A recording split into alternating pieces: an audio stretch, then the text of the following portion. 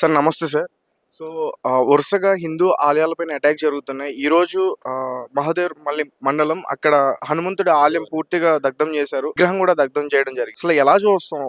చాలా ఇప్పటివరకు చాలా పెరిగిపోతున్నాయి రోజు రోజుకి. రోజుకొక న్యూస్ ఏంటి ఈ అటాక్స్ గురించి. తెలంగాణలో కాంగ్రెస్ పార్టీ అధికారంలోకి వచ్చిన తర్వాత జిహాదీ శక్తులు, మతోన్మాద శక్తులు, రజాకార్ భావజాలం పెట్టరేగిపోతా ఉంది. గడిచిన 2 నెలలుగా చూస్తే వరుసగా దేవాలయాలపైన దాడులు, విగ్రహాల ధ్వంసం జరుగుతున్నప్పటికీ ప్రభుత్వం మీద దున్నపోతు మీద వర్షం పడ్డట్టే ఉంది. ప్రభుత్వం నుంచి చలనం లేదు. సంఘటన జరిగిన ప్రతిసారి కూడా దాన్ని పిచ్చోళ్ల మీదకి నెట్టేసి పరోక్షంగా జిహాదీ శక్తులను ఈ తెలంగాణ ప్రభుత్వం ఎంకరేజ్ చేస్తా ఉంది. వాళ్ళు కూడా సంఘటనను పిచ్చోళ్ల మీదకి ఎత్తేస్తారు. మేము యథేచ్ఛగా దేవాలయాల మీద దాడులు చేసుకుంటూ పోవచ్చు అనేటువంటి ఆలోచనతోటి జిహాదీ శక్తులు పెట్టరేగిపోతా ఉన్నాయి. మేము మొదటి నుంచి కూడా డిమాండ్ చేస్తా ఉన్నాము, ప్రత్యేక దర్యాప్తు బృందం ఏర్పాటు చేయండి. రక్షాపురంలో అమ్మవారి దేవాలయం దాడి నుంచి మొదలు పెడితే ఈ రోజు వరకు కూడా జరిగిన అన్ని దాడులపైన ఒక ప్రత్యేక దర్యాప్తు బృందం ఏర్పాటు చేసి సమగ్రమైనటువంటి విచారణ జరిపితే దీని వెనకాల ఉన్నటువంటి కుట్రకోణము బయటకు వస్తుంది. ఈ పిచ్చోళ్ళు మరి ఒకవేళ పిచ్చోళ్ళు అయితే ఈ పిచ్చోళ్ళు ఎక్కడ తయారైతున్నారు? ఈ పిచ్చి నూరిపోస్తుంది ఏది? మత పిచ్చి. ఇది ఈ మత పిచ్చి ఎక్కడి నుంచి తయారైతున్నది? దేవాలయాల మీద దాడులు చేయమని ఎవరు ప్రోత్సహిస్తున్నారు ఈ మత పిచ్చోళ్లను? దీని మీద కూడా విచారణ జరపాల్సిన అవసరం ఉంది. ప్రభుత్వం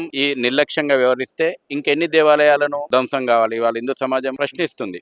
ఇది పైగా తెలంగాణ రాష్ట్రంలోనే ఎక్కువ జరుగుతుంది. ఇక్కడ కాంగ్రెస్ గవర్నమెంట్ ఉందనుకోవచ్చా దాని గురించి? తెలంగాణ రాష్ట్రం ఇవాళ జిహాదీ శక్తులకు ఒక అడ్డగా మారింది. హైదరాబాద్ నగరంతో పాటు అన్ని జిల్లా కేంద్రాల లోపట, మండల కేంద్రాల లోపట పిఎఫ్ఐ యాక్టివిటీ, నిషేధిత పాపులర్ ఫ్రంట్ ఆఫ్ ఇండియా యొక్క యాక్టివిటీ విస్తరించి ఉన్నది. చాప కింద నీరులాగా కోచింగ్ సెంటర్ల మీద మనం సికింద్రాబాద్ ఘటన చూస్తే కోచింగ్ సెంటర్ల మీద మతపరమైనటువంటి విద్వేషాలను నూరిపోస్తా ఉన్నారు. దేశంలో ఎక్కడ ఏ ఉగ్రకోణం బయటపడ్డా దాని మూలాలు హైదరాబాద్ లోపట్నో లేకపోతే కరీంనగర్ లోనో నిజామాబాద్ లోనో వెలికి చూస్తా ఉన్నాయి. అనుకూలమైనటువంటి ప్రభుత్వం ఇవాళ ఇక్కడ ఉంది అనేటువంటి విషయం జిహాదీలు అనుకుంటున్నారు. వాళ్ళ యొక్క కార్యక్రమాలకు హైదరాబాద్ అడ్డగా మార్చుకున్నారు. రోహింగ్యాలు, బంగ్లాదేశీ ముస్లింలు ఈ రోజున హైదరాబాద్ లోపల అక్రమంగా చొరబడి సాక్షాత్తు డిఫెన్స్ ఎస్టాబ్లిష్మెంట్ ఉన్నటువంటి డిఆర్డిఓ, డిఆర్డిఎల్ గోడలకు ఆనుకొని ఇవాళ దేశ వ్యతిరేక శక్తులు ఈ దేశంలోకి అక్రమంగా చొరబడ్డటువంటి చొరబాటుదారుల కాలనీలు వెలిసినాయంటే ఈ హైదరాబాద్ లో ఏ రకమైనటువంటి పరిస్థితులు ఉన్నాయో మనం అర్థం చేసుకోవచ్చు. ఇక్కడ పరోక్షంగా రజాకార్ భావజాలం ఉన్నటువంటి ఎంఐఎం పార్టీ బాహటంగా దేశ వ్యతిరేక శక్తులకు, ఉగ్రవాదులకు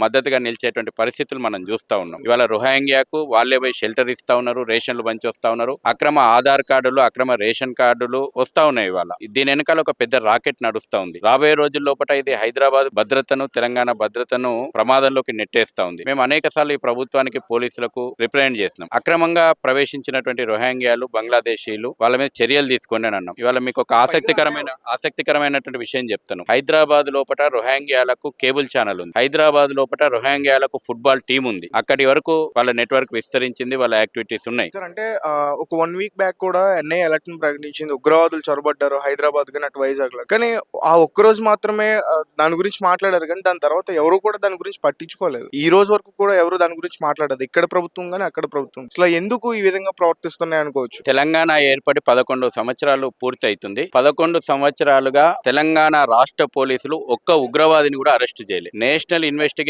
ఏజెన్సీ బృందాలు వచ్చి ఇక్కడ అరెస్టులు చేసే వరకు ఈ తెలంగాణ పోలీసులు నిద్రపోతారు. ఎందుకంటే వాళ్ళకు దారుసలం నుంచి ఆదేశాలు వస్తే గానీ వాళ్ళు యాక్టివిటీ చేయరు. కాబట్టి ఉగ్రవాదులను యథేచ్ఛగా వదిలిపెడతా ఉన్నారంటే వాళ్ళు దారుసలం ఎజెండాకు దాసోహం అంటున్నారు. గతంలో బీఆర్ఎస్ ప్రభుత్వమైనా, ఇవాళ కాంగ్రెస్ ప్రభుత్వమైనా ఆ రోజున స్టీరింగ్ వాళ్ళ చేతుల్లోనే ఉన్నది, దారుసలం చేతుల్లోనే ఉన్నది. ఇవాళ చేతి కలుపుకున్నది దారుసలం ఎజెండానే నడుస్తాం. అందుకే ఇవాళ రాష్ట్ర పోలీసులు ఏ ఒక్క ఉగ్రవాదిని కూడా అరెస్ట్ చేస్తలేవు. ఎన్ఐఏ వచ్చి అరెస్టులు చేసుకుని పోయే వరకు కూడా ఇక్కడ పోలీసులు నిర్లిప్తత వ్యవహరిస్తా ఉన్నారు. దేశ భద్రతను, ఓటు బ్యాంకు రాజకీయాల కోసం దేశ భద్రతను కూడా పణంగా పెట్టింది. అంటే ఇప్పుడు ఈ ఆలయాలపైన అటాక్స్ జరుగుతున్నాయి కదా సార్, ఇదంతా కూడా పొలిటికల్ డ్రామా, పొలిటికల్ స్టంట్స్ అనుకోవచ్చా? దీన్ని పొలిటికల్ స్టెంట్ గా మనం చెప్పలేము. ఇది మతోన్మాదం తోటి జరుగుతున్నటువంటి దాడులు, మత ఉన్మాదం తోటి జరుగుతున్నటువంటి దాడులు. భారత్ తేరే తుకడే ఉంగే ఇన్షాల్లా నినాదాలు చేస్తున్నటువంటి వాళ్ళు, లేకపోతే కాఫీలను హంతం చేస్తామని బాటంగా మాట్లాడుతున్నటువంటి మతోన్మాద శక్తులు, లేకపోతే సనాతన ధర్మాన్ని ఎరాడికేట్ చేస్తామన్నటువంటి శక్తులు, ఈ రకంగా హిందూ వ్యతిరేక శక్తులు, దేశ వ్యతిరేక శక్తులు ఒక లక్ష్యంగా చేసుకుని దేవాలయాల మీద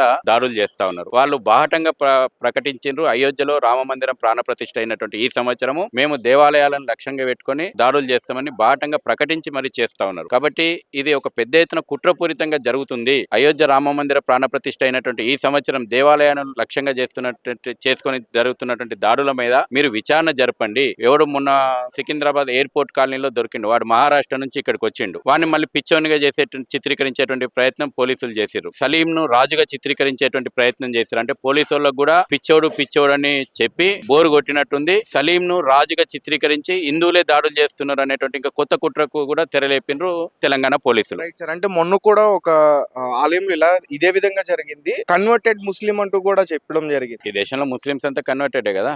అంటే హిందువే కన్వర్టెడ్ అయ్యాడు ముస్లిం కింద, అతను దండం పెట్టుకోవడానికి వచ్చాడంటూ కూడా చెప్పడం జరిగింది. ఇది నాగోల్లోనే జరిగింది. చాలా స్పష్టము. ఈ మతోన్మాద పిచ్చి ఎక్కడ నూరిపోస్తున్నారు, మదర్సాలలో నూరిపోస్తున్నారు. ఇవాళ ఈ దేశ వ్యతిరేక కార్యక్రమాలకు మదర్సాలు సెంటర్ గా మారినాయి. నేషనల్ ఇన్వెస్టిగేషన్ ఏజెన్సీ అనేక కేసుల లోపల దర్యాప్తు చేస్తా ఉన్నది. వాటి మీద పర్యవేక్షణ ప్రభుత్వాలకు లేదు. అసలు ఏం జరుగుతుంది, ఎవరు ఎక్కడి నుంచి వచ్చినారు? ఇవాళ హైదరాబాద్ నగరంతో పాటు తెలంగాణ రాష్ట్రంలోని అన్ని ప్రధానమైనటువంటి మదర్సాలలో మసీదులలో బయటి నుంచి వచ్చినటువంటి స్థానికేతరులు ఉన్నారు. ఇక్కడ జనవరి లోపట ఈ సంవత్సరం వికారాబాద్ లో తబ్లికే జమాతే యొక్క సమావేశాలు అయినాయి. దేశవ్యాప్తంగా సుమారు 1,00,000 పైచిలకు ఆ కార్యక్రమంలో పాల్గొన్నారు. ఆ కార్యక్రమాన్ని సాక్షాత్ రాష్ట్ర ప్రభుత్వం సకల ఏర్పాట్లు చేసి నిర్వహించింది ప్రభుత్వ నిధులతోటి. ముస్లిం దేశాలలో కూడా తబ్లికే జమాతే మీద నిషేధం ఉంది. ఆ సమావేశాలకు వచ్చినటువంటి వాళ్ళు సుమారు 60,000కు పైగా ఈ రాష్ట్రం లోపల తిష్ట వేస్తున్నారు. ఎలాంటి విద్రోహ కార్యక్రమాలకు పాల్పడాలన్నటువంటి కుట్రలు చేస్తా ఉన్నారు. అసలు వాళ్ళ ఎజెండా ఏంది, వాళ్ళ మీద పర్యవేక్షణ ఎందుకు లేదు? ఈ ప్రభుత్వాన్ని మేము అనేక సందర్భాల్లో ప్రశ్నించినాము. అయినప్పటికీ ఓటు బ్యాంక్ రాజకీయాలు వాళ్ళ మీద చర్యలు తీసుకోవడం లోపల వెనుకడుగేస్తా ఉన్నారు. ఇది రాబోయే రోజుల లోపల తెలంగాణను, దేశ భద్రతను, హైదరాబాద్ నగర ప్రజల భద్రతను ప్రమాదంలోకి నెట్టేస్తున్నారు. Thank you.